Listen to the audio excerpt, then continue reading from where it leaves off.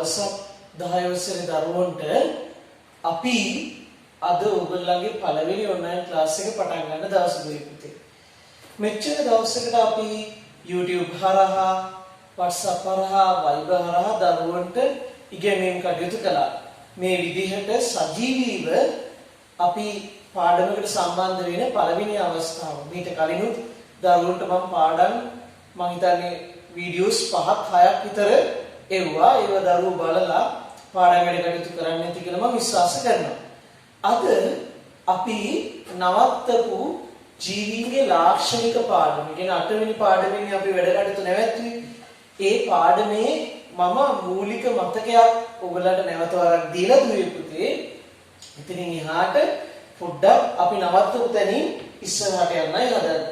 අපි ජීවීන්ගේ ශෛලිය සංවිධානය කතා කළා. ඊට පස්සේ පෝෂණය කියන එක කතා කළා. ශ්වසනය නැවැත්තුවා.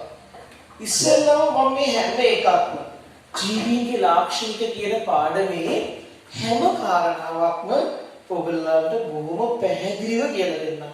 බොහොම ලස්සනට අපිට මතක් කරගන්න දෙන්නේ. අපි ඒක අපේ ඔළුවට අපිට මතක ඉන්න විදිහට අපි දාගමු. ඉස්සෙල්ලාම අච්චු පොත නැත්නම් මම එවන නෝට් එක ඔයගොල්ලෝ ළඟ තියාගන්න පුළුවන් නම් print කරගත්තත් කමක් නැහැ. ඒ නැතුණත් කමක් නැහැ පුතේ. අච්චු පොත තිබ්බනම් හොඳට වැඩි. මේ වෙලාවේ ෆෝන් එක ළඟ තියාගන්න පාඩම් බලන නිසා. හරිද පුතේ? ඉස්සෙල්ලාම ජීවීන්ගේ ලාක්ෂණික මාතෘකාව. මොකක්ද ජීවීන්ගේ ලාක්ෂණික කියන්නේ? ඒතත් ජීවීන්ගේ ලක්ෂණ අපේ තේරෙන භාෂාවෙන් කතා කරලා පුතේ ජීවීන්ගේ ලක්ෂණ. ලාක්ෂණික කියන්නේ ජීවීන්ගේ ලක්ෂණ. ජීවීන්ගේ ලක්ෂණ පුතේ 8ක් මේ පාඩමේ ඉගෙන ගන්නවා. ශෛලිය සංවිධානයක් තියෙනවා ජීවීන්ට. පෝෂණය ලබා ගන්නවා ජීවීන්. 6 වසරේදී ඔය ඉගෙන ගත්ත ටික. ශ්වසනය කරනවා ජීවීන්. උද්දීප්තතාවය සහ සමාවේදනය. උත්තේජ වලට ප්‍රතිචාර දැක්වීමට තියෙන හැකියාව තමයි උද්දීප්තතාව කිව්වේ. සමායෝජනය කිව්වේ උත්තේජ වලට ප්‍රතිචාර දක්වද්දී ඉන්ද්‍රියයන් අතර මනස සම්බන්ධීකරණය. මේවා අපිට කියනවා මේ හඳුන්වා දීම. ඊට පස්සේ පුතේ බහිශ්‍රාවය කියන එක අපි ඉගෙන ගන්නවා. චලනය, ප්‍රජනනය, වර්ධනය සහ විකසනය. දැන් මේ මුල මාතෘකා දෙක අපි කලින් ඉගෙන ගත්ත නේද පුතා? දැන් අපි ඒක අපිට මතක් කරගන්න පොඩ්ඩක් නේද? හරි. ශෛලිය සංවිධානය. ජීවීන්ගේ පළවෙනි ලාක්ෂණිකය. ශෛලිය සංවිධානය. දැන් අපි බහුශෛලී ජීවී. අපි ඇගේ මේ මුළු අවයව පද්ධතිය ඔක්කොම හැදලා තියෙන චූටිම ඒකකය තමයි පුතේ ශෛලිය. අපේ ඇඟේ තුේ ශෛල මිලියන ගාණක් තියෙනවා. ওই ශෛල එකතු වෙලා තමයි පුතේ පටක හැදිලා තියෙන්නේ. පටක වලින් අවයව හැදිලා තියෙනවා. අවයව වලින් පද්ධති හැදිලා තියෙනවා. පද්ධති වලින් ජීවියා නිර්මාණය වෙලා තියෙනවා. හැබැයි අපි ඔහොම ලොකුවට හැදිලා හිටියට සමහර සත්තු එක ශෛලයකින් ජීවත් වෙනවා. ඒ සත්තුන්ට කියනවා පුතේ ඒක ශෛලීය සතුන් කියලා. ඒක ශෛලීය ජීවීන් කියලා. ඒක ශෛලීය ජීවීන් ඔයගලන්ට මම කියපියා කලින් වීඩියෝ එකේදී ගන්නවා. දැන් අපි ඊට පස්සේ කතා කළේ පෝෂණය කියන එක. පෝෂණය කියන එකට මම වැඩි අවධානයක් දානවා. ඉස්සෙල්ලා මගේ දුව පුතා හොඳට අහගන්න, හොඳට තේරුම් ගන්න. පෝෂණය කියන එකේ අර්ථ දැක්වීම. පෝෂණය කියන එකේ තේරුම. මෙන්න මේකයි පෝෂණය කියන එකේ තේරුම දුවේ පුතේ. හොඳට මතක තියාගන්න. ජීවියෙකු තම ජීවය පවත්වාගෙන යාම සඳහා ද්‍රව්‍ය සහ ශක්තිය ලබා ගැනීම. අයි පාරක් කියන්නම්. ජීවියෙකු තම ජීවය පවත්වාගෙන යාම සඳහා ද්‍රව්‍ය සහ ශක්තිය ලබා ගැනීම. අයි පාරක් කියනවා ජීවියෙකු තම ජීවය පවත්වාගෙන යාම සඳහා ද්‍රව්‍ය හා ශක්තිය ලබා ගැනීම. පාඩම් ඔය පෝෂණය ලබා ගන්නා ආකාරය අනුව ජීවීන් පුතේ අපි වර්ග කරනවා. දැන් අපිට බෑ ඉරේලියෙන් කෑම හදන්න. මේ පරිසරයේ තියෙන ශාක වලට ඒ වැඩේ පුළුවන්. ශාක තමන්ට අවශ්‍ය පෝෂණය තමන්ම හදා ගන්නවා. එහෙම කොට්ටාසයක් ලෝකේ ඉන්නවා. තව කොට්ටාසයක් ඉන්නවා ශාක නිපදවන ආහාර මත යැපිලා තමන්ගේ පෝෂණය ලබා ගන්නවා. ඒක ඍජුව හරි නැත්නම් වක්‍රව හරි ලබා ගන්නවා. එහෙනම් ලෝකයේ ජීවීන් පෝෂණය ලබා ගන්න ආකාරය අනුව වර්ග දෙකකට බෙදෙනවා. එක් වර්ගයක් නම් පුතේ සම්පෝෂී, අනිත් වර්ගය විෂමපෝෂී. තවත් ඉන්නවා මෘතෝපජීවී. ඒගොල්ලෝ අපි වෙනම කතා කරමු. හරි. සම්පෝෂී කියන්නේ තමාට අවශ්‍ය පෝෂණය තමා විසින් සපුරා ගන්නා ජීවීන්. ශාක ඒකටම උදාහරණයක්. ශාක සම්පෝෂී, ඒගොල්ලෝ ප්‍රභා සම්පෝෂී. එහෙනම් ප්‍රභා සම්පෝෂී කියන්නේ මොකද්ද? සූර්යාගේ ආලෝක ශක්තියෙන් ආහාර නිපදවනයි. තව සම්පෝෂී නැද්ද? ඉන්නවා. රසායනික සම්පෝෂී. ඒගොල්ලෝ රසායනික ශක්තියෙන් ආහාර නිපදවනවා. ඊට පස්සේ පුතේ අපි කතා කළා විෂම පෝෂීන් ගැන. අපි විෂම පෝෂී. තමාට අවශ්‍ය ආහාර වෙනත් ජීවීකු නිපදවන ආහාර මත යැපිලා සපුරා ගන්න අය. මම ආයි පාරක් කියන්න. තමාට අවශ්‍ය පෝෂණය වෙනත් ජීවීකු නිපදවන ආහාර මත යැපෙමින් ලබා ගන්නා සතු.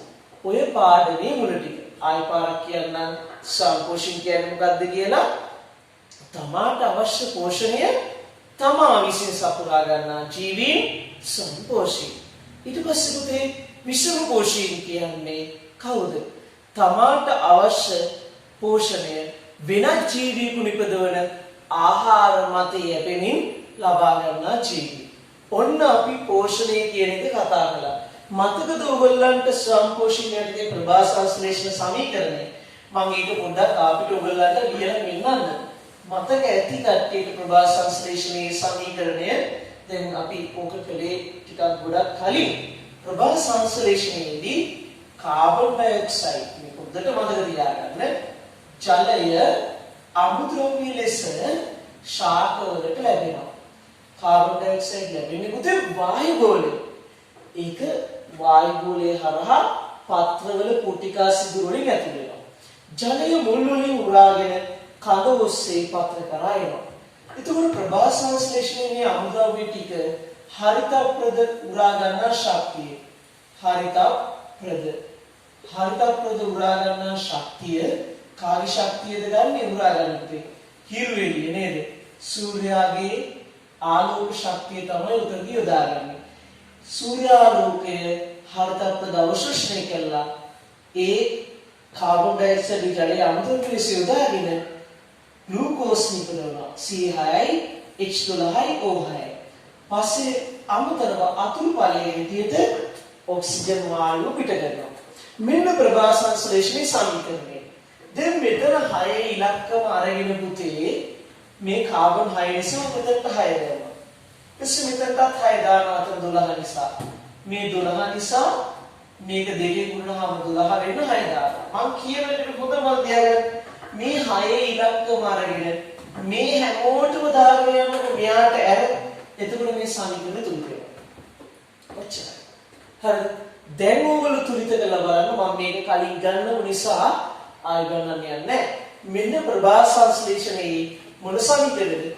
තුලිත රසායනික සමීකරණය. මේ ප්‍රභා සංශ්ලේෂණයේ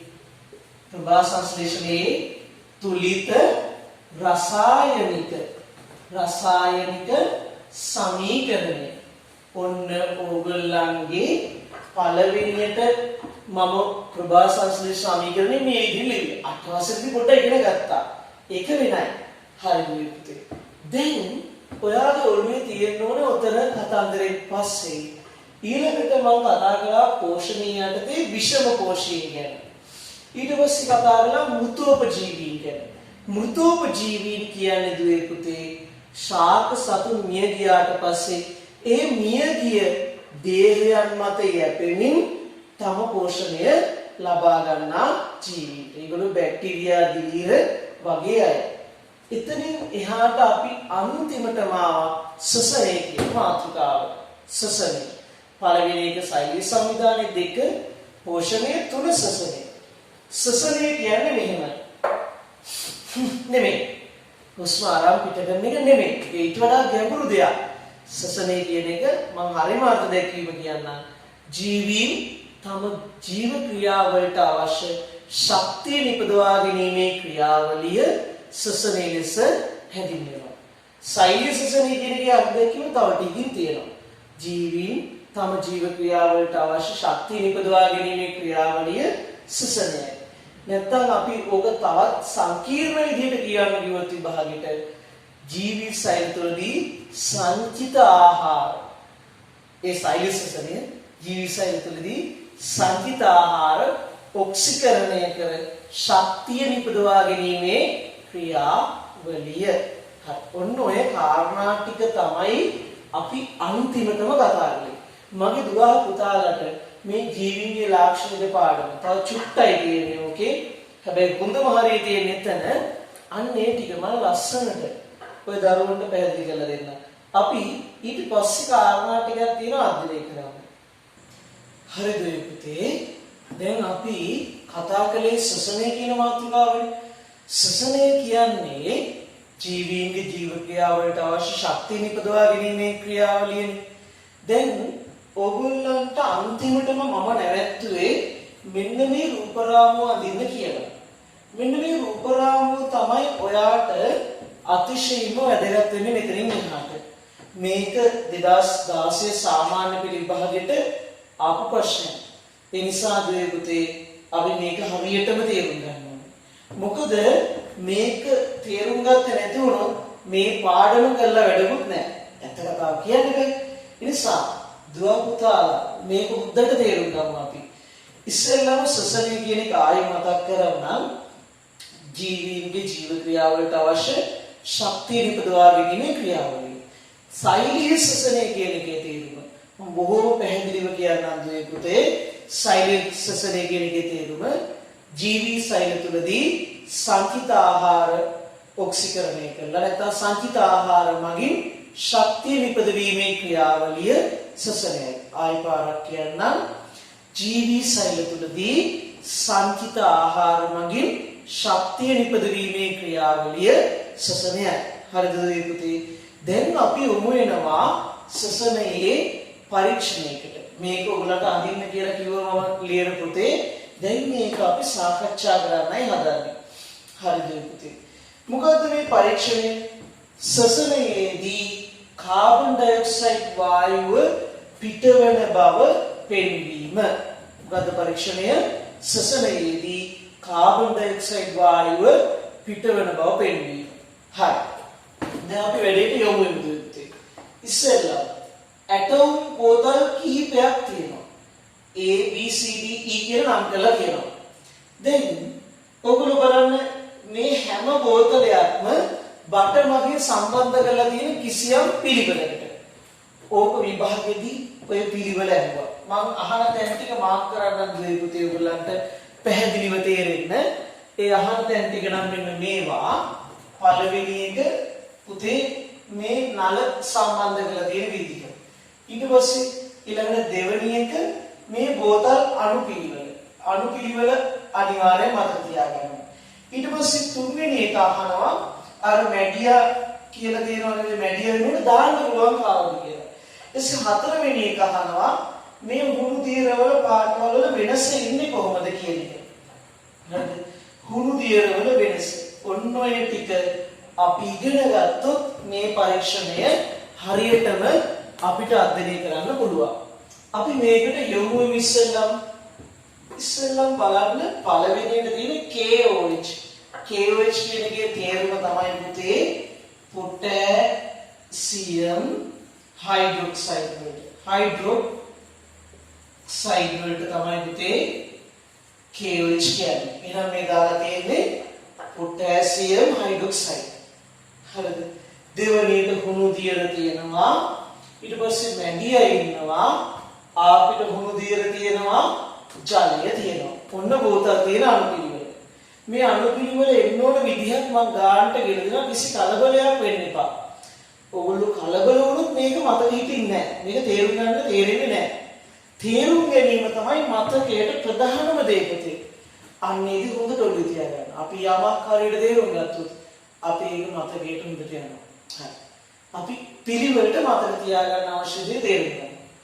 දැන් බාහිර වාතය එන්නේ කොහොමද මෙතනින්? මෙතනින් එන්නේ මෙන්න මේ වතුර පුරවලා තියෙන බඳුනේ මේ කරාමේ කැරගෙව්වහම වතුර ටික එළියට යනවා. මේ ජල ප්‍රවාහය ඉවතට යනවා. මම ඒක අඳිනවා. මේ ජල ප්‍රවාහය ඉවතට යනවා මෙතන. එතකොට මේ නලය සම්පූර්ණ වෙලා නැහැ. මේ වතුර ඇතුළට දාලා තියෙන නලය දිගේ මේ වතුර පහළට යනකොට මේ වතුර ඇතුළට දාලා තියෙන නලය දිගේ වාතය ටිකක් ඇදලා යනවා. ඒ කියන්නේ මෙතනින් වාතයක් පහළට ඇදෙනවා. ඒ කියන්නේ මෙහි වාතයක් මෙහෙට ඇදෙනවා පුතේ. පැහැදිලිද? ඊට පස්සේ මෙතනින් උඩට වාතය ඇදීමක් සිද්ධ වෙනවා. තුරු මේ අඩුවක් ඇති වෙනවනේ. ඒ අඩුව නිසා මෙතනින් මෙහෙට වාතය ඇදෙනවා. එහෙනම් මෙහෙන් වාතය ඇදීගෙන එනවා. මෙහෙන් වාතය මෙහෙට ඇදෙනවා. ඒතර මේක ඇතුලේ මේ මැඩිය උස්ම ගන්නකොට මේ බටේ මුලන් ටික අදිනවා පහළට. මේක ඇදලා මෙහෙ පිට වෙලා ගියාම මේක ඇතුලේ දිය වෙනවා නේද? උත්තර මතක තියාගන්න. ඊපස්සේ මෙහෙන් වාතය මෙහෙට ඇදිලා යනවා. හරි. මෙතනින් උඩට වාතය ඇදෙනවා. උඩට ඇදිලා මැඩිය ගාවට යනවා. ඊට පස්සේ මේක ඇතුලේ වාතය අඩු වුණාම මෙහෙන් වාතය මෙහෙට ඇදීමක් සිද්ධ වෙනවා. ඊට පස්සේ මෙහෙන් වාතය මෙහෙට එනවා. මෙතනින් උඩට යනවා වාතය. උඩට ගියාම පුතේ මේක ඇතුලේ අඩු වෙන හින්දා බාහිර වාතය මෙන්න මෙහෙට ඇදිලා KOH දිය වෙනවා. ඔන්න වාතය යන මාර්ගය. මගේ පුතේ මේ තමයි 8 වෙනි පාඩමේ වටිනම පරීක්ෂණය. මේක තේරුම් ගත්ත කියන්නේ හරියටම හරි. ආයි කියන්නද මේ කරාමයේ ගියාම වතුර ටික එළියට යනවා. නිසා මේ වතුර ටික අඩු වෙනකොට වාතය ටික මෙහෙට ඇදෙනවා. හොඳට බලන්න වතුර ටික අඩු වෙනකොට වාතය ටික මෙහෙට ඇදෙනවා. එතකොට මේ වාතය උඩට එනවා. උඩට හැම මේක ඇතුළට මෙහෙන් වාතය ඇදිලා ඉන්න මේක ඇතුලේ මේ පිට වෙච්ච වාතය දිය වෙනවා. ඒතර මැඩියට හුස්ම ගන්න අවශ්‍ය වාතය ගන්න මෙතනින් එයා ඒක ගන්නවා. ඒතර මේක ඇතුලේ වාතය යනවා මේක ඇතුලේ යනවා මේක ඇතුලේ වාතය නැවත වරක් දිය වෙනවා. එතකොට මේකෙට දිය වෙච්ච වාතය තමයි මෙහි උඩට ඇදෙන්නේ. ඒතර මෙහාට වාතය ඉන්නේ බාහිර වාතය. ඔන්න යන පාර. මම හිතන්නේ තේරුණා. සුපිරියටම තේරුණා නේ. හරිද? දැන් අපි යනවා කතා කරන්න මුලින්ම නලවල ප්‍රශ්න හරි. නල දාලා තියෙන විදිය හරි. මාටවත් අපහැදිලිතාවක් ආවේ නැහැ. ඕක විභාගයට අදින්න කිව්වොත් වම් අත පැත්තේ තියෙන නලයේ පහළ තියෙනවා. ඔන්න ටෙක්නික් එක අල්ලගන්න. වම් අත පැත්තේ නලයේ පහළ තියෙනෝනේ. දකුණු පැත්තේ නලය උඩින් තියෙනවා. හරිද? ඔන්න ඒක හරි. දැන් අනුපිළිවෙල. මොකටද මේක මේ අනුපිළිවෙලට දාලා තියෙන්නේ? මේ අනුපිළිවෙල දාලා තියෙන හේතුව තමයි කාබන් ඩයොක්සයිඩ් කියන්නේ මොන වායුවක්ද? ආම්ලික වායුවක්ද පාෂ්ණික වායුවක්ද? හොඳට කල්පනා කරන්න පුතේ. ඔයගොල්ලෝ තුන්වෙනි පාඩමේ ඔක්සයිඩ් වල ආම්ලික පාෂ්ණිකතාවය ඉගෙන ගත්තනේ. කාබන් ඩයොක්සයිඩ් කියන්නේ පුතේ ආම්ලික වායුවක්. ආම්ලික වායුවක්. මෙයා දිය වෙන්නේ භස්ම ඇතුලේ. මෙයා දිය වෙන්නේ මොකක් ඇතුලේද පුතේ? භස්ම ඇතුලේ. එහෙනම් අපේ පරීක්ෂණයේ මාතෘකාව මොකද්ද? සසනයේදී CO2 පිටවන බව පෙන්වීම. පිටවන බව පෙන්වීම. එහෙනම් දැන් අපි ගත්තොත් එහෙම දැන් පුතේ මේ KOH කියන එක භස්මයක්නේ අර වායු අම්ලයක්නේ එළියෙන් එන වාතයේ KOH නැති කාබන් ඩයොක්සයිඩ් නැති කරලා ගන්නවා. මේ CO2 නැති කරලා ගන්නවා. මෙහෙන් ඇදිලා එන වාතයේ CO2 නැති කරන්නේ කොහොමද? මේ KOH ටික කරලා. මම ඔයාලට තවත් සරල කරන්න. පාඩුක ගැඹුරු වැඩි. මම දන්නවා චුටි වයසක තේරෙන ප්‍රමාණය අඩුයි. මෙන්න එහෙමයි කරන්නේ. මේක සුපිරි තරම්. අපි හිතනවා මේ මගේ භාෂාවට එන්නේ පුතේ කාබන් ඩයොක්සයිඩ් කියන්නේ පිරිමි ළමයි කියලා හිතන්නකෝ. KH කියන්නේ ගෑල් ළමයි කියලා හිතන්නකෝ. දැන් මෙතනින් එහාට යන වාතයට පිරිනමයි ඇතුළේ ඉන්න බෑ. හරිද? ඒතර මෙතන ගෑල්ලාමයි ටිකක් ඉන්නවා. මේන වාතයේ පිරිනමයි ඉන්නවා. මේක ඇතුළට ගියම මේ ගෑල්ලාමයි ටික පිරිනමයි ටික අල්ලගෙන ඉන්නවා. එතකොට මෙතනින් එහාට යන වාතයට පිරිනමයි එනවද? නැහැ. තවත් පැහැදිලි කිරීමක් කරන්න. අපි හිතුවත් එහෙම මේක ඇතුළේ තියෙන රවුම් වලලු ටිකක්. KOH තමයි වලලු. මේ පැත්තේ කාබන් ඩයොක්සයිඩ් කියන ටීක් බෝල. මේ ටීක් බෝල ටික මෙහෙට ඇදලා යනකොට මේ වලලු අස්සට වෙනවා ටීක් බෝල ටික. එතකොට මෙතනින් උඩට පුතේ යන්නේ නැහැ ටීක් බෝල ඇදලා. ටීක් බෝල කිව්ව කවුද? Carbon dioxide. එහෙනම් KOH වශයක් නිසා කාබන් ඩයොක්සයිඩ් ආම්ලික වායුවක් නිසා අතන ඇතුලේදී KOH ඇතුලේ කාබන් ඩයොක්සයිඩ් දිය වෙනවා. පැහැදිලි නේද? KOH ඇතුලේ කාබන් ඩයොක්සයිඩ් දිය වෙනවා. ඒ නිසා මෙතනින් එහාට කාබන් ඩයොක්සයිඩ් පරීක්ෂණයට බාහිර වාතයෙන් එන්නේ නැහැ. වාගේ භාගිතය හානි වෙන මෙච්චර. KOH යෙදීමට හේතු කුමක්ද? බාහිර වාතයෙන් පැමිණෙන කාබන් ඩයොක්සයිඩ් උරා ගැනීම සඳහා. මේවා ලියාගත්තත් හොඳයි ඔයගොල්ලෝ. බාහිර වාතයෙන් පැමිණෙන කාබන් ඩයොක්සයිඩ් උරා ගැනීම සඳහා. KOH යෙදීමට හේතු කුමක්ද පුතේ? බාහිර වාතයෙන් පැමිණෙන කාබන් ඩයොක්සයිඩ් උරා ගැනීම සඳහා. පැහැදිලිද? හරිද පුතේ? KOH උරා ගැනීමට හේතු කුමක්ද? බාහිර වාතයෙන් පැමිණෙන කාබන් ඩයොක්සයිඩ් උරා ගැනීම සඳහා. හරිද පුතේ? හරි. දැන් එතකොට අණුකිරිවල මෙතන හුණු දියර දාලා තියෙන්නේ. දැන් අවාසනාවට හරි මේ කාබන් ඩයොක්සයිඩ් මෙතනින් ආවනම් මේ හුණු දියර වල දිය වුණාම අපිට ඔප්පු වෙනවා මෙයාගේ කාබන් ඩයොක්සයිඩ් තියෙනවා කියලා. එහෙනම් B වලට හුණු දියර දාලා තියෙන්නේ බාහිර වාතයෙන් කාබන් ඩයොක්සයිඩ් පැමිණෙනවාදයි හඳුනා ගැනීමට. එහෙනම් එහෙම නැහැ කියලා අපිට ඔප්පු වෙනවා හුණු දියර. මේක කිරිපාට වුණා නම් හුණු දියර තියෙනවා. මේක කිරිපාට වුණේ නැත්. මේක කිරිපාට වුණා නම් කාබන් ඩයොක්සයිඩ් තියෙනවා. මේක කිරිපාට වුණේ නැත්නම් කාබන් ඩයොක්සයිඩ් නැහැ. එහෙනම් මේ බාහිර වාතයෙන් එන කාබන් ඩයොක්සයිඩ් තිබුණාම මේ හුණු දියර මොන පාටද වෙන්නේ? කිරිපාට වෙනවා. මම ඒකත් කියන්නම්. කාබන් ඩයොක්සයිඩ් තියෙන වෙලාවට මොන දියරද? ඇතනම් මොකද හුණු දියර කිරිපාටයි. ඊට පස්සේ පුතේ කාබන් ඩයොක්සයිඩ් නැතනම් හුණු දියර කිරිපාට නැහැ. කිරිපාට නොවේ. හරි. ඔයගොල්ලන්ට පැහැදිලි? එහෙනම් මෙයා කිරිපාට වෙනවද මේ පරීක්ෂණයේ මේ ඇටෝමාරය වල නැහැ. මේ හුණු දියර කිරිපාට වෙන්නේ නැහැ. එසේ මේ ගෙම්බා මේ එන වාතයේ ඔක්සිජන් අරගෙන ශ්වසනයට ආශ්වාස කරන මොන වායුවද? ඔක්සිජන්. ප්‍රාශ්වාස කරන්නේ කාබන් ඩයොක්සයිඩ්. පැහැදිලිද? ඔක්සිජන් අවශෝෂණය කරලා කාබන් ඩයොක්සයිඩ් පිට කරනවා. ඒ පිට කරන කාබන් ඩයොක්සයිඩ් ටික මෙතනින් ගියාම මේ හුණු දියර භාජනයේදී වුණා මොකද වෙන්නේ? මෙයා කිරිපාට වේ. මෙයා මොන පාට වෙන්නේ? කිරිපාට වෙනවා. හරිනේ. එහෙනම් ඒ කිරිපාට උනේ කවුරු පිට කරපු කාබන් ඩයොක්සයිඩ්ද? මැඩියා පිට කරපු කාබන් ඩයොක්සයිඩ්. එහෙනම් අණුපිරිවෙල දාලා තියෙන්නේ ඒකයි. ඔන්න අණුපිරිවෙල මතක තියාගන්න. හරි. ඊට පස්සේ මැඩියා වෙනුවට දාන්න පුළුවන් දෙයක්. මේ මැඩියා වෙනුවට දාන්න පුළුවන් පරෝහණය වෙන ධාන්‍ය වර්ගයක්. මොනවද පරෝහණය වෙන ධාන්‍ය? මුං බීජ ගත්ත හැකි, සහල් වර්ග ගත්ත හැකි. කට්ටියට ප්‍රශ්නයක් තියෙනවා. පරෝහණය කියන්නේ මොකද්ද සර්? පැලවෙන. සරල උත්තරය. පැලවෙන මුංයට දාන්න පුළුවන්. ඊට පස්සේ පුතේ එතන ඔය ටික හරි.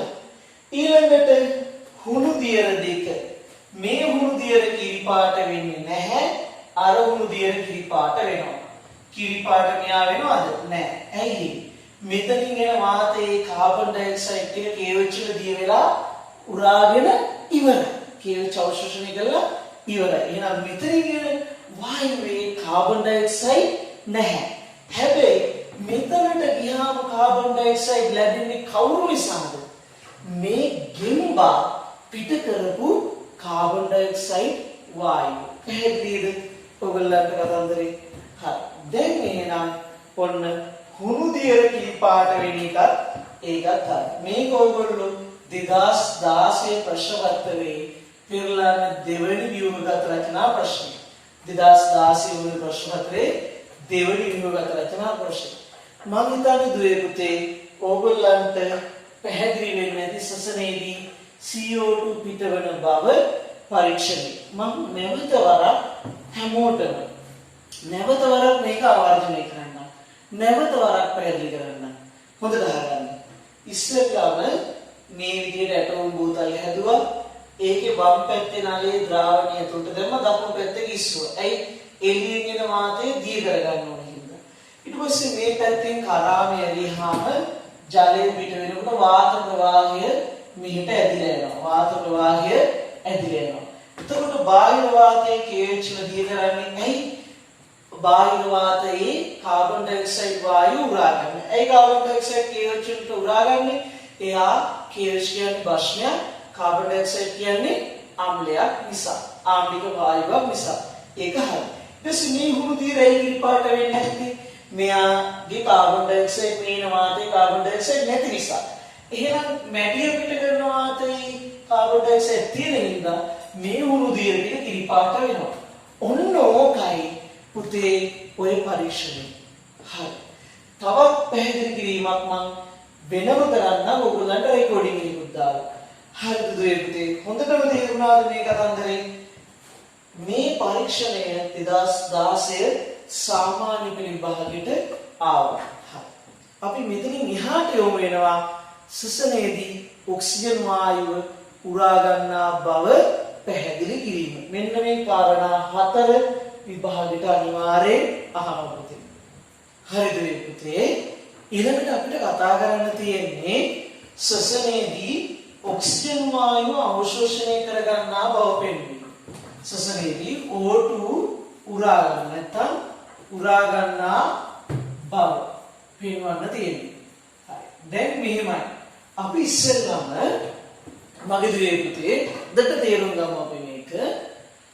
ඔයගලන්ට පේනවා ඇටෝමක්. ඒ ඇටෝමට දාලා තියෙනවා කේතු ප්ලාස්ටික්යක් අරන් තියෙනවා. කේතු ප්ලාස්ටික් ඇතුළේ තියෙනවා පොරෝහණය වන මුම් බීජ.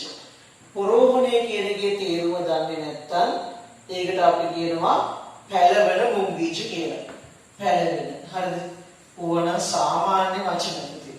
ඒව වරද්දන්න එපා. පොරෝහණය වන මුම් බීජ. ඊට පස්සේ කේතු ප්ලාස්ටික් ඇතුළේ තියෙන්නේ ඒ කේතු ප්ලාස්ටික් වලට රබර් මේ කිරලැබයක් වගේ එකක් සම්බන්ධ කරලා ඒකේ රබර් නාලයක් ගහලා ඒක එක පැත්තකින් ගැට ගහලා තියෙනවා. එහෙම ගැට ගහලා තියෙන්නේ මගේ දුවේ පුතේ මොකටද? ඒකට හේතුවක් මම කියන්නම්. ඊළඟට මේ වීදුරු නාලයක් මෙහිම අරගෙන පාට කරපු ජලය තියෙන බම්බලකට දාලා තියෙනවා. ඒ වගේම KH ද්‍රාවණයක් වෙනම තියෙනවා. අපි ඔය ටික කතා කරමු. විභාගයට අහන තැන් ටික. ඉස්සෙල්ලාම KH වලින් මොකද්ද වෙන්නේ? ඔන්නවා තමයි අහන්නේ. ඊළඟට දෙවෙනි එක අහනවා මුම් බීජ මොකටද ගන්නෙ? ඇයි එයා මොකද්ද කරන්නේ?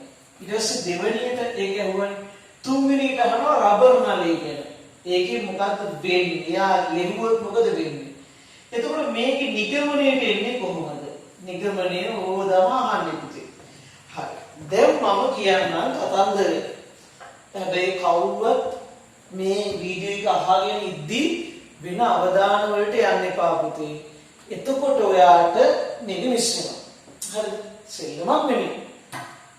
මුං ඇට පැලවෙනකොට ඔක්සිජන් වායුව උරා ගන්නවා මේ ප්ලාස්ටික් ඇතුලේ. මෙයා වහලා නිසා මේක ඇතුලෙන් තමයි ගන්න.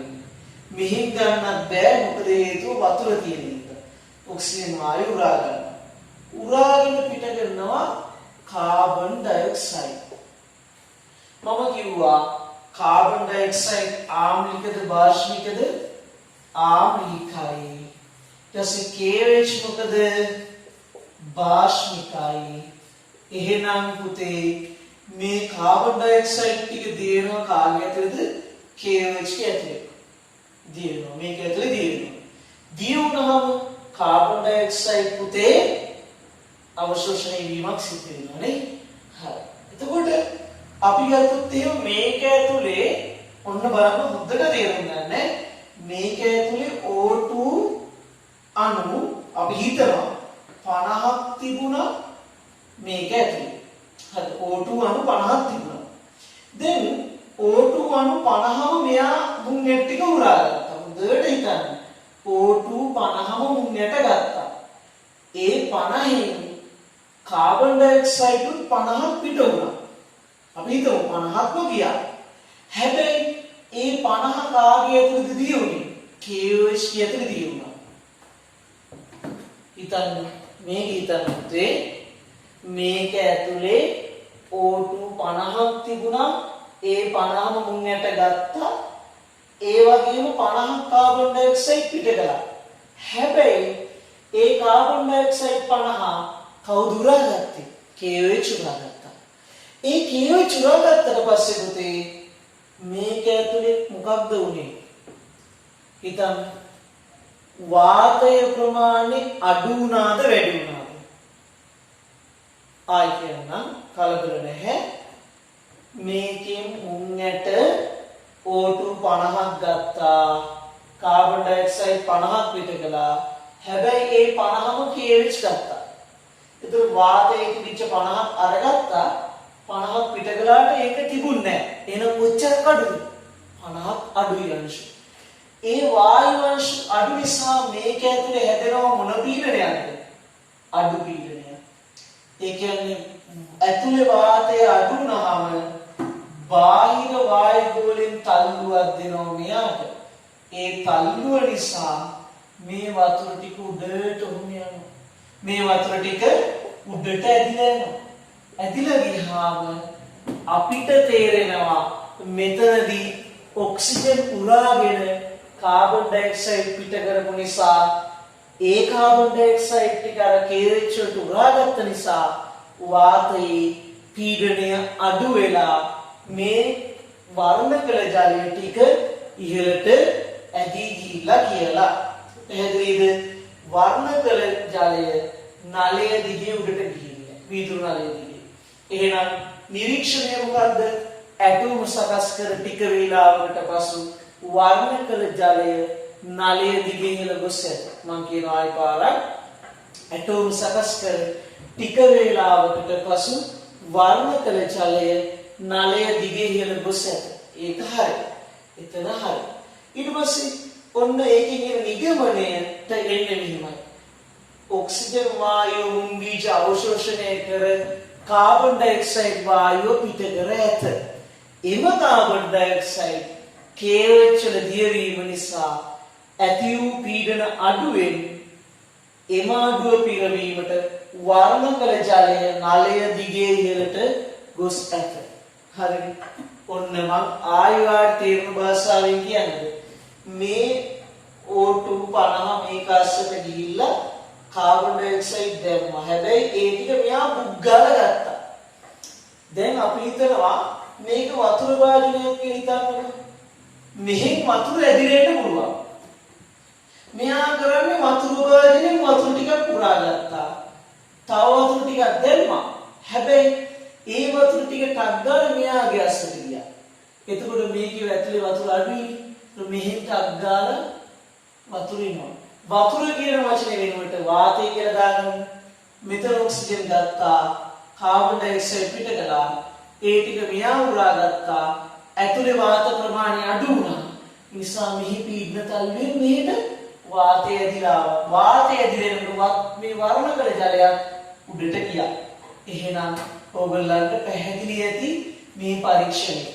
තවත් පැහැදිලි කරන්න පුළුවන් අපිට මේකේ මෙන්න මේකේ පාලක පරීක්ෂණයක් අහම හරි. දැන් KOH දාන්නේ ඇයි? CO2 උරා ගන්න. CO2 උරා ගන්න. ඔන්න උත්තර. මුම් බීජ දාන්නේ සසන ක්‍රියාවලියට, සසනේ වෙන්නේ. රබර් මෙන්න මේ රබර් නලේ ගහන්නේ ඇයි? මේකෙදි මෙතනින් පොඩ්ඩක් කිවලා ජලය ගන්නට තියනවා සෙටල් කරලා පහළට යවලා.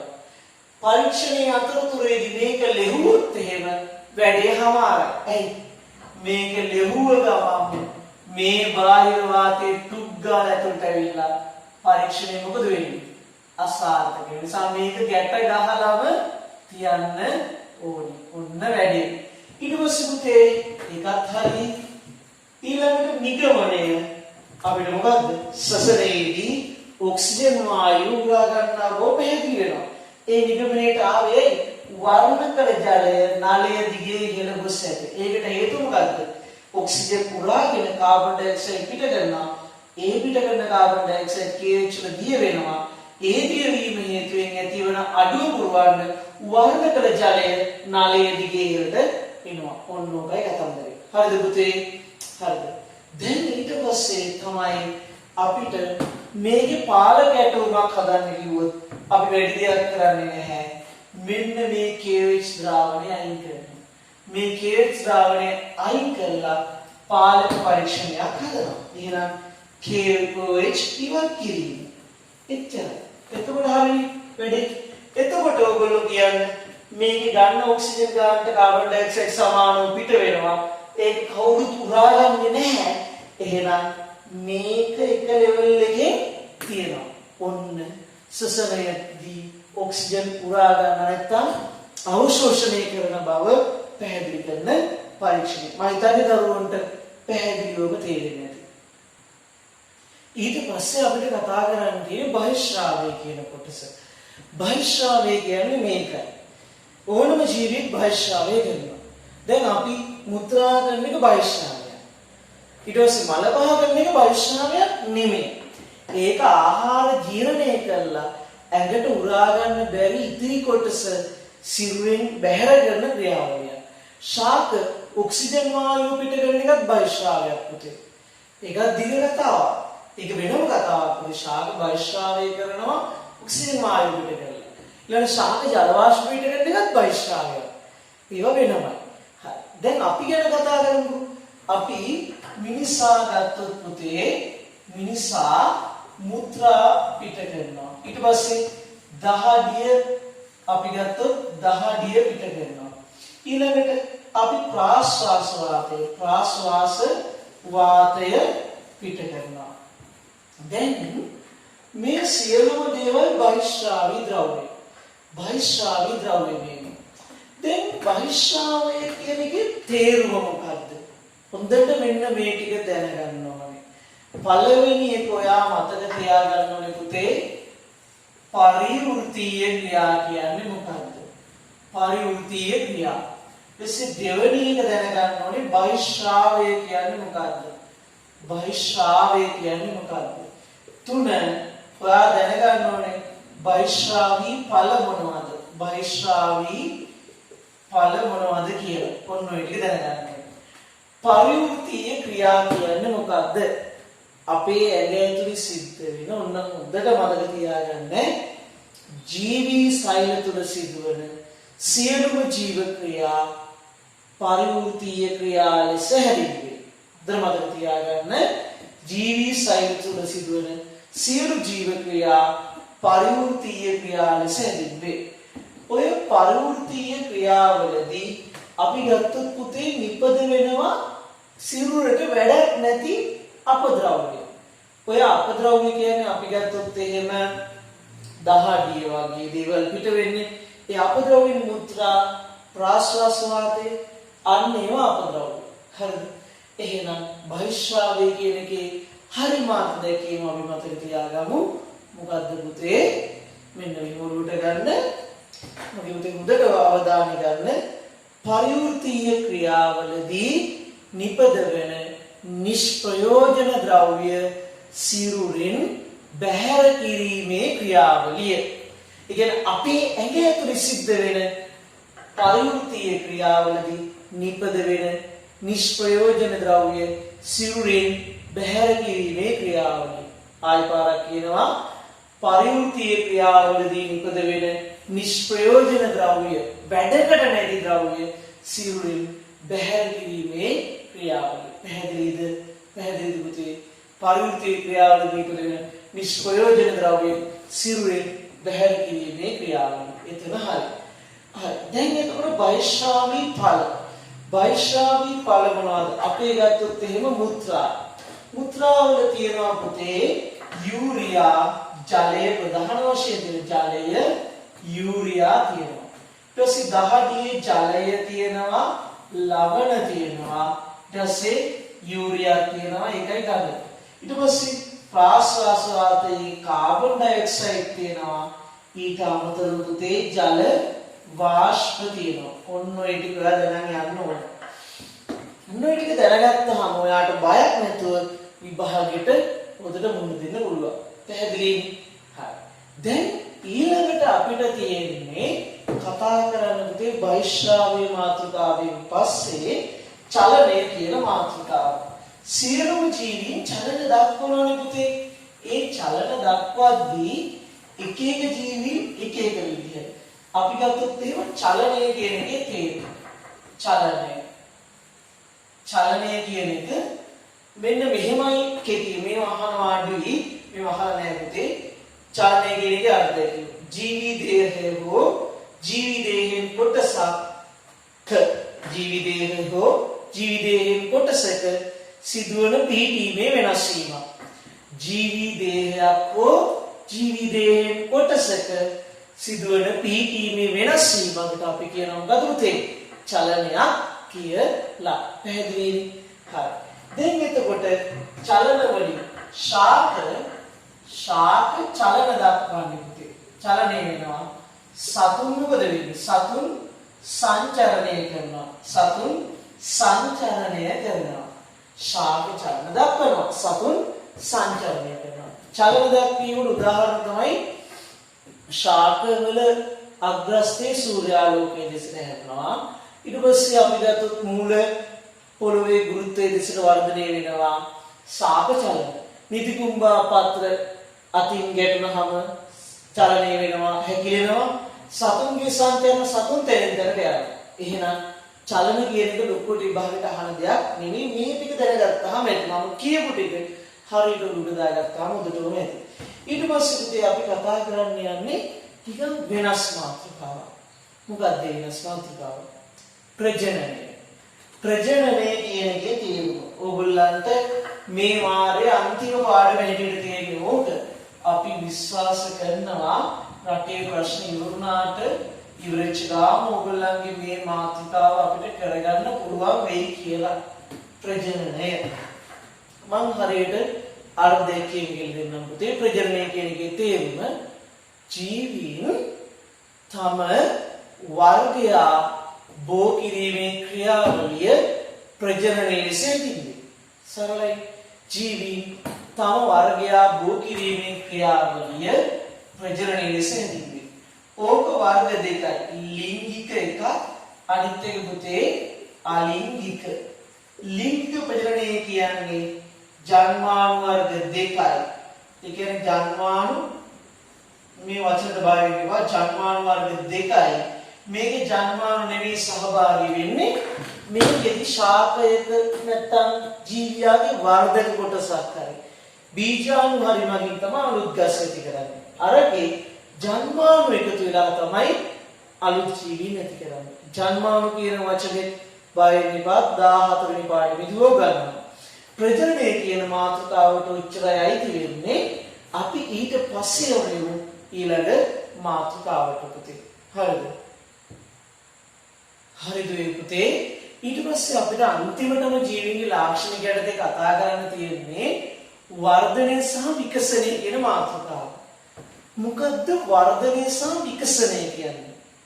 වර්ධනය කියන්නේ සරලව 6 වසරේදී අපි ඉගෙන ගත්තා ජීවීන්ගේ ප්‍රමාණය නැත්නම් වියලි බර, ඒ කියන්නේ වතුර නැති බර, ජීවීන්ගේ ප්‍රමාණය හෝ වියලි බර අප්‍රතිවර්තී ලෙස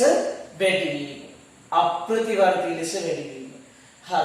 දැන් ඔය ඉගෙනගත්ත දේ අපි එතනින් එහාට ඉගෙන ගන්න බෑ පුතේ. දැන් ඔයගොල්ලන්ට රූපනාමකුත් පේන්න තියෙනවා. පොඩි පින්තූරයක් පේන්නත් තියෙනවා. හරි. වර්ධනය සහ විකසනය. දැන් වර්ධනය සහ විකසනයේ ප්‍රධාන පියවර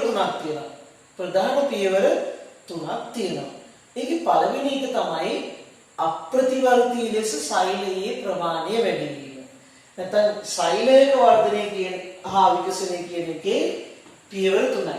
අප්‍රතිවර්තී ලෙස, ඒ කියන්නේ ආපසට එන්නේ නැතුව අප්‍රතිවර්තී ලෙස සෛල ප්‍රමාණය වැඩි වෙනවා.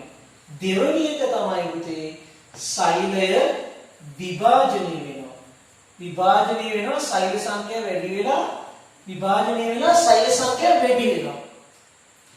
පළවෙනිට වෙන අප්‍රතිවර්තී ලෙස සෛලය විශාල වෙනවා, වර්ධනය වෙනවා. ඊට පස්සේ සෛලය මොකද වෙන්නේ පුතේ? විභාජනය වෙලා සෛල සංඛ්‍යාව වැඩි වෙනවා. ඉතින් අපි ගත්තොත් එහෙනම් මේකයි වෙන්නේ. සෛලය ලොකු වෙනවා. දැන් මෙහෙම තිබිච්ච එක අපි හිතමු චූටි සෛලයක් මෙහෙම තිබිච්ච එක ටිකක් ලොකු වුණා. ලොකු වෙලා මොකද වෙන්නේ? මේක දෙකට ගැනෙනවා. විභාජනය කියන එක ඔයගලන්ට ඉගෙනනවා මතකද? සෛලීය ද්‍රව්‍ය බෙදීමේ ක්‍රියාවලියනේ. ඒක විභාජනය.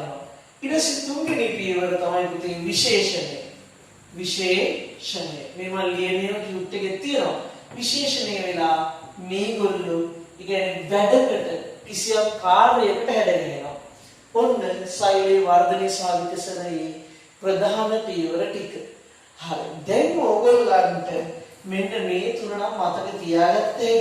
ඉතින් පස්සේ පුතේ අපිට තියනවා කතා කරන්න විශේෂ උපකරණයක්. මේ උපකරණේ නම බුද්ධිමානය. මොකද්ද මේකේ නම? බුද්ධිමානය. අච්චු පුතේ තියෙනවා මේක.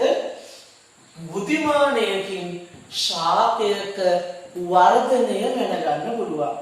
මොකද්ද පුතේ කරන්නේ? ශාකයක වර්ධනය දැනගන්න. බුද්ධිමානය මගින්. හරි. ඉස්සෙල්ලාම අපි පොඩ්ඩක් ඒක තේරුම් ගමු. පැලයක් අපි දැන් මේ ඇට උණු මෙන්න මේකේ උපකරණේ නම අහනවා. මේකේ නම අහනවා. එකට අහන ටික අහන්න කියන්නම්කෝ. නම අහනවා. දෙකට මේකේ ක්‍රියාවලිය අහනවා. කොහොමද වැඩ කරන්නේ කියලා. තුන මේක දැන් අපිට යොදා ගන්න පුළුවන් ශාක මොනවද කියලා. ඔන්න ඒ ටිකයි බහිට අහන්න. හරි. ඉස්සෙල්ලාම පැලයක් අපි ගත්ත පැලය තන්තුවකින් ගැට ගහලා කප්පියක් මතින් මේ තන්තුව යවනවා. මේ කප්පිය පුතේ. හරිද? කප්පියක් මතින් මේ තන්තුව යවලා ඒ තන්තුවේ බරක් ගැට ගන්නවා. හරිද? බරක් ගැට ගන්නවා. ඊට පස්සේ පුතේ මේ කප්පියේ මෙතන දර්ශකයක් රඳවනවා. කෙනෙක් පොඩි ඊතලයක් වගේ එකක් රඳවනවා. එතකොට කප්පිය කැරගෙනකොට දර්ශකය එක්වලේ ඔයගලන්ට පැහැදිලි කරත හැකි මේක මෙහෙම තිබ්බ ගාම මේක මෙහෙට කරගෙන නම් කප්පිය දර්ශකයේ උඩට යනවා. මෙහෙට ඒ කියන්නේ වාමාවර්ත කරගෙන නම් දර්ශකයේ පහළට යනවා. හරිද? කොහොම වෙනවා. ඊට පස්සේ මේ බිඳුවේ ඉඳලා ඉහළ පහළට යන්න වෙනවා. දැන් අපි අපේ පරීක්ෂණය තේරුම් ගන්න බලමු. ගහ ඉහළට උස යනවා, වර්ධනය වෙනවා. එතකොට තන්තු උඩට යනවා. තන්තු උඩට ඉස්සෙනවා. මේ බර නිසා මේ බර පහළට එනවා. කප්පිය මෙහෙට කැරගෙනවා. කප්පිය මෙහෙට කැරගෙනකොට මේ දර්ශකය ඉහළට යනවා. ශාකය වර්ධනය වෙලා කියලා අපිට පේනවා. ආයි කියන්නද ශාකය උසින් වැඩි වෙනවා. තන්තුව මෙහෙට කැරගෙනවා. තන්තුව මෙහෙට තල්ලු වෙනවා. බර පහළට යනවා. එතකොට පුතේ කප්පියක් මේ පැත්තට කැරගෙන නිසා දර්ශකය ඉහළට යනවා. හරිද? ආයි පාරක් ශාකයේ උස වැඩි වෙනවා. තන්තු ඉස්සෙනවා. බාරේ පහළට එනවා. කප්පිය මේ පැත්තට කරගෙනවා. දර්ශකය ඉහළට යනවා. ඔන්න බුද්ධිමානි වැඩ කරන හැටි. හරිද? නම හරි ක්‍රියාවලිය හරි. පේර ශාකය පේර වගේ ඍජුව වැඩෙන ගස් පේර පැලෑටි වගේ මේකට යොදා ගන්න පුළුවන්. හරිද? මේකේ දැල්ලේ මේ තන්තුව ගැට ගන්නකොට කැඩෙන්න පුළුවන්. ඒ කැඩෙන එක වළක්වන්න මොකද කරන්නේ? මෙතන දානවා කඩදාසි කැල්ලක් දාලා ගැටේ ගන්නවා. එතකොට රොස්සාමාන්‍ය දෙනවා. ඒව හිතන්නේ නේද? හරිද පුතේ? එහෙනම් මම හිතන්නේ දරුවන්ට පැහැදිලි වෙන්නේ නැති බුද්ධිමානය වැඩ කරන හැටි. මොන ඔය ටික තමයි ප්‍රධාන වශයෙන් ජීවීන්ගේ ලාක්ෂණිකයන්ගේ මේ පාඩමේ තියෙන්නේ. ඊට අමතරව ජීවීනුත් නැති අජීවීනුත් නැති ජීවී කොට්ටාසයක් ගැන අපිට කතා කරන්න තියෙනවා. මේ දවස්වල බරපතලම මාතෘකාව වෛරස්. හරිද? මම ඉස්සෙල්ලාම ඔයගොල්ලන්ට මේ කොරෝනා වෛරස් එක ගැන පැහැදිලි කරන්න. මෙච්චර. කොරෝනා වෛරස් එක හැදිලා තියෙන්නේ ලිපිඩ ස්තරයක් තියෙනවා මෙන්න මේ විදිහට. ඒක ඇතුලේ තියෙනවා RNA කියලා අණුවක්. RNA ගෙනෝමයක්. ඊපස්සේ ඒක මත තියෙනවා පුතේ මේකේ ලේයර් තුනක් තියෙනවා. ඒක මත මෙන්න මේ වගේ ලස්සනට අගුල් තියෙනවා. අගුල් අරින යතුරු තියෙනවා. හරිද? අගුල් අරින යතුරු තියෙනවා. මේක ලස්සනයි. ලෙඩේ බරපතල වුණාට මුළු ලෝකෙට විනාශයක් ගෙනාවට. හරි. ඔන්න ඔය සැකස්ම දල වශයෙන්. හරිද? මේක මත තියෙන්නේ මේ ලිපිඩ ස්තරය. ලිපිඩ ස්තරයක් මේකේ තියෙන්නේ. ඊට මේක ඇතුලේ තියෙන RNA කියන කොටස. ඊට ඔන්න ඔය ටික තමයි මේ වෛරස් එකේ මූලික සැලැස්ම. හරි. ඔන්න වෛරස් එක ගැන මම කාරණා ටික කියාගෙන යනවා. මෙන්න මෙහෙමයි වෛරස් එක ගැන අපි කතා කරන්නේ. හරි. පළවෙනි එක. වෛරස් වලට ජීවී සහ අජීවී ලක්ෂණ දෙකම තියෙනවා. හොඳට මතක තියාගන්න. මෙයාට ජීවී මෙන්ම අජීවී ලක්ෂණක් තියෙනවා. දෙවෙනි එක මෙයාගේ තියෙන්නේ DNA හෝ RNA වලින් සෑදුණු වර්ණ දේහ වලින් සෑදුණු කොටසක්. DNA හරි RNA හරි තියෙනවා. දෙකම නැහැ. දෙකෙන් එකයි තියෙන්නේ. DNA හරි RNA හරි වලින් සෑදුණු කොටසක් තියෙනවා. ඊට පස්සේ පුතේ ඊළඟට තුන තමයි මෙයා කිසිදු ජීව ක්‍රියාවක් සිදු කරන්නේ නැහැ. මෙයා කරන එකම ජීව ක්‍රියාව බුනනය වීම. බුනනය විතරයි. මෙයා බුනනය වෙන්නේ ජීවි දේහ තුලදී විතරයි. ජීවි දේහ තුලදී විතරයි. හරිද? මෙයා ශාක සතුන් මිනිසාට රෝග ඇති කරනවා. ඔන්න ඔය කාරණාවල් ටික මූලික වශයෙන් ඔළුවේ තියාගන්න. මොනවද පළවෙනි එක? ජීවී මෙන්ම අජීවී ලක්ෂණ තියෙනවා. මෙයාගේ වර්ණ දේහ කොටස ලෙස තියෙන්නේ DNA හෝ RNA. ඊළඟට මෙයා කිසිම ජීවී ලක්ෂණයක් පෙන්වන්නේ නැහැ. පෙන්වන එකම ජීවී ලක්ෂණය ගුණණය වීම. මෙයා ගුණණය වෙන්නේ කොහෙද පුතේ? ජීවී දේහ තුළදී පමණයි. ඔන්න ඕගොල්ලන්ගේ 8 වෙනි පාඩමේ අදාළ ප්‍රධාන ටික මම ඉවර කළා. දුවේ පුතේ හොඳට විශ්වාස තියාගන්න. මම අපේ සර්ලගේ දවවත් එක්ක මම මේ වැඩේ හරියටම ඔයගලන්ට කරලා දෙනවා. මේ ජුනි මාසය ඇතුළත අපි 9 10 කියන එකක 11 කියන එකක ටික කොහොම හරි කවර් කරගමු. ඒතර මේ ගණන් හදන කොටස් එහෙම තියෙනවා. 9 10 11 කියන පාඩම් ටිකක් ගැඹුරුයි. විශේෂයෙන් 10 11 කියන පාඩම් දෙක මම මේ පාඩම වල සරලයි. මේ වීඩියෝ එක මුලින් ඉඳලා හරිය පිළිවෙලට අපිට අහන්න මේක ඉවරනට පස්සේ බලන්නත් පුළුවන්. මේකින් පස්සේ ඉවරලා තව ටීකින් ඔයගලන්ගේ ප්‍රශ්න අහනකොට ඔයගලන්ට මගෙන් ප්‍රශ්න අහන්න පුළුවන්.